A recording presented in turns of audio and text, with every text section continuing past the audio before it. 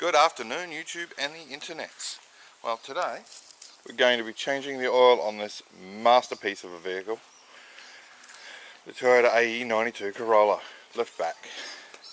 So, as per standard for me, we'll be using Penrite full synthetic oil, 10W50 in this case. Recommendations range from 2050 to 2060 for this engine. The 10 is the cold number, so having a thinner oil when cold certainly will not cause a problem. And being at the low end of the hot number, because I change the oil every 5,000 Ks, not 10,000, the oil will not thin as much in its lifetime in the car anyway, so it's not going to be a problem. And modern oils are just better than the oils that these things were designed to run on.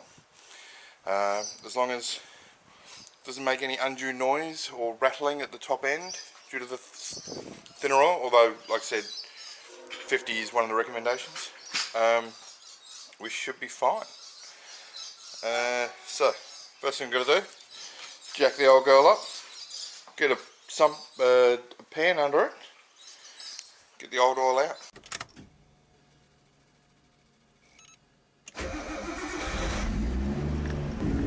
Alright, so before starting the job, engine gets warmed up, thins the oil out, makes it easier to run out.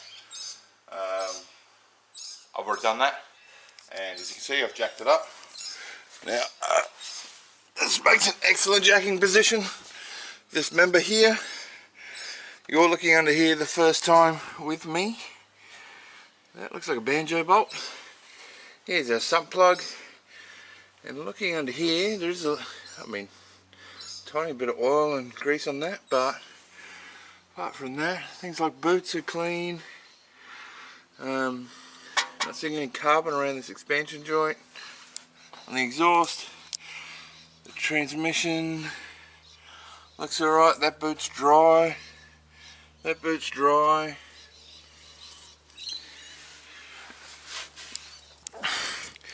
Looks like we have a small amount of oil here.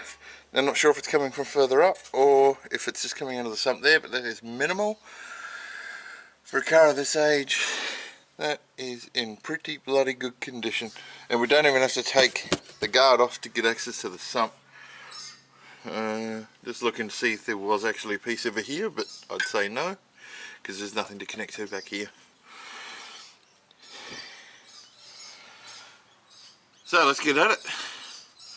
Let's get that undone, and then we'll drop the car back down level so it can drain properly. So, oh, that's not very loose actually, but it wasn't leaking, so that should be fine. And now, see if we can perform the miracle of getting this out without getting oil on our hands. Done. So we'll let that drain for a minute. It's good that we can place the pan here. We should still be able to get the jack in here for the purpose of lowering the car and getting it flat so the sump drains fully. Now while I'm here, let's try and find this oil filter at the back on this side.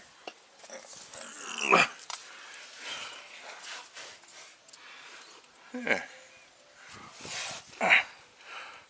No, wait, is that it? Up there? That is it up there.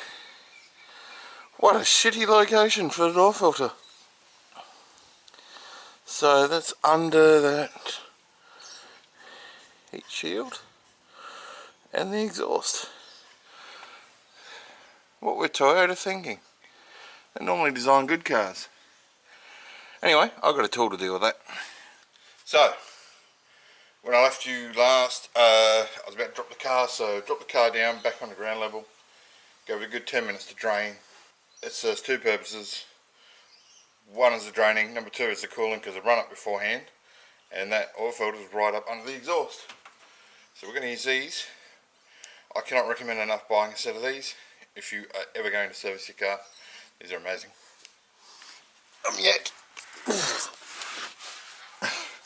I am yet to come across an oil filter these can't defeat. However, this is an angle I can't get much of a shot on. I think it's turning just a very small amount because of the limited room. Yeah, it is turning. So, give me a couple minutes, I'll get this off. What a stupid design. Well, I managed to get it out. When I was turning it the right way to undo it, it came off quite easily. I was turning it the wrong way to start. So, yeah, it still is a pain in the ass, even with a rag up here. A lot of oil got on the ground. Normally I'm a big fan of pre-filling oil filters. Well, we'll put a little bit in this because it's got to go horizontal. I can't put too much in there, just enough for the filter medium to soak up. Also, because these are such a small filter, there's not a lot of volume there to worry about on first startup, so I think it should be fine.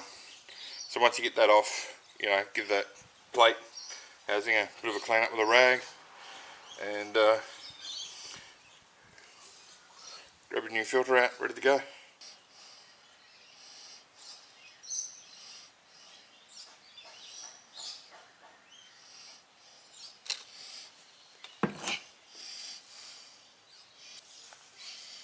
Just smear some of that spillage, excess oil, onto the seal. And you'll see here, despite pouring that oil in, and I have a demonstration video for this, but despite pouring that oil in there, pretty much nothing is coming out.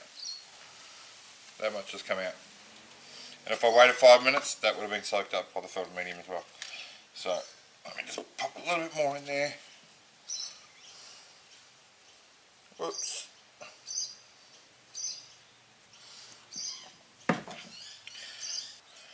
In a couple of minutes, that'll be soaked up and it should be ready to go in. In fact, there's so little in there already, I reckon I can get that sideways without it coming out. Nope. We'll give it a minute to soak up. So obviously at this point, if you haven't already, make sure you put your sump plug back in. Then we'll drop this back down level before topping up the oil. Alright, so when refilling, use of a funnel is good. Use of the right size funnel is better. There's a lip inside there. It makes this not want to stay. This will take 3 litres. I think there's a tap thing for this. Oh, look at that. Done. And done. Okay, now I've got that sorted. Where'd the hose go?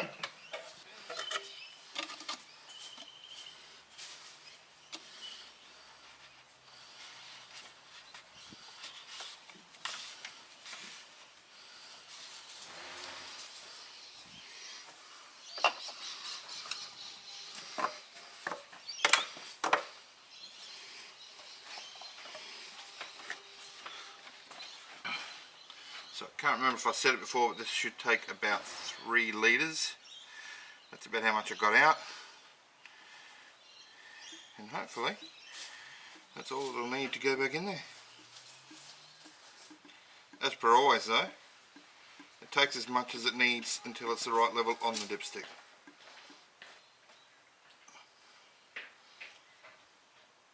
Come on, break the stream without spilling.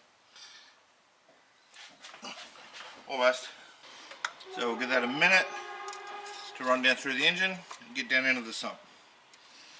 So when topping up your oil, it's always best to sneak up on the line rather than go past it and have to drain some out. Going a couple of millimetres over the line is not going to be a problem, especially if you've just replaced the oil filter, because like I said before, the filter medium is going to absorb some oil, the filter itself is going to take up some oil.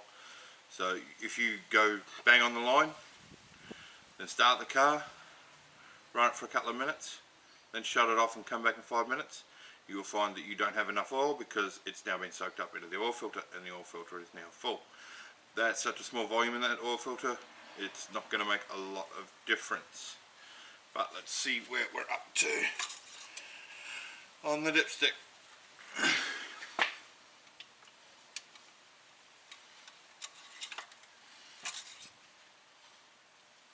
You can't see obviously, but I'm about 5mm below the line on here. It took at least 3 litres even to show. So I'll pop a bit more in here.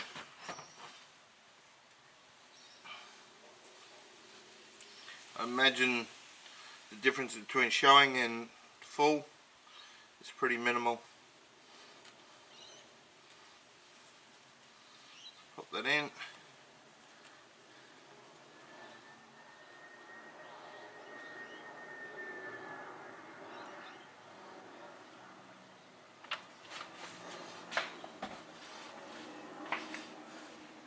Always clean up your spillage, especially on your exhaust or anything that might get hot. Obviously everything gets hot, but on your plastics as well, because sometimes the oil can dissolve the plastics or rubbers or weaken them, because it's all petroleum based products. So, and when you do put the oil in, give it a couple of minutes to run right through the engine and down into the sump. There's no point adding more until all the oil that's going to run through has run through. So now after a few minutes we'll give this another look. Now we were close to the line before, and now we are, I can't use any other word to describe that mark as perfect on the line. That is dead on. It will need a little bit more. There's possibly a little bit more running down, but we will see after we start it. Run it and then let it sit again. So yeah, you run it, you get the oil through everything and everywhere, fills up that oil filter, and then anything that's going to need oil has oil in it. You shut it off. You don't check straight away because you do need to leave some time for the stuff to run down again. Then check it, and if you're on the full line, you're on the full line. If you're low, top up as required, and it's as simple as that. Now let's kick her in the guts.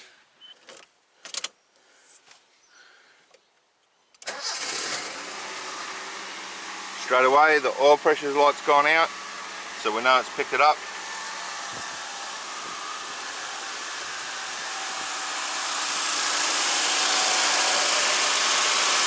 Sounds alright.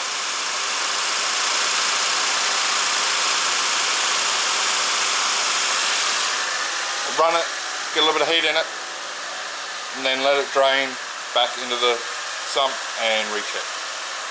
You can see it's getting quite dark outside. It takes forever to film and do stuff. Also, I got sidetracked after running the car. So let's just quickly check this oil level. I shut it off about 15 minutes ago. Need a rag. I'll just use this one that I have always had right here.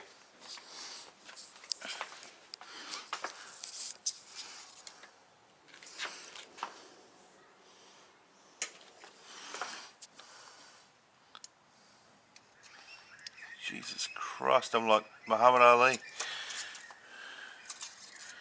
when he was old. Okay, so we are looking at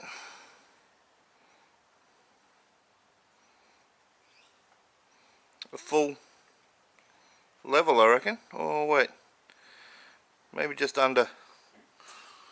Let's try again. I'll do it with 2 hands.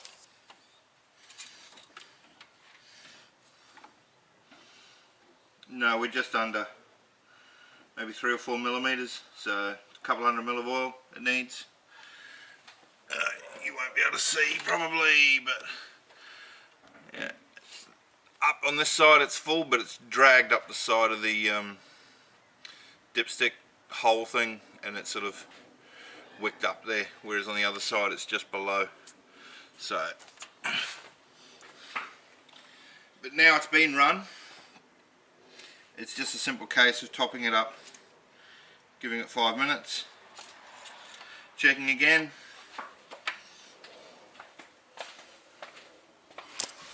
and the job will be done, and that's how easy it is. I can't wait till the wheels turn up for this thing. You will like them. I like them. I don't care if you like them actually, because I do, but it'd be helpful if you did too. Yeah, there's some other things I've got to make it look slightly more respectable, but As always, the primary items are the mechanical ones. So I've also got transmission oil, spark plugs, coolant. The air filter's already been changed, it's brand new, so I'm not going to change that. And if I think of the other things that I've got to do, I'll let you know. Obviously I'll let you know because I'm going to film it and put it up here. So for now, peace out, and I'll see you, I won't say next week because I've been so inconsistent recently, and I may have to go out on site for these projects, maybe away for a few weeks at a time for work, so which is fine. That got to come first before this, but hopefully yeah, hopefully it doesn't delay me on getting that race car finished. It shouldn't. Everything is pretty much in place. Alright, see ya.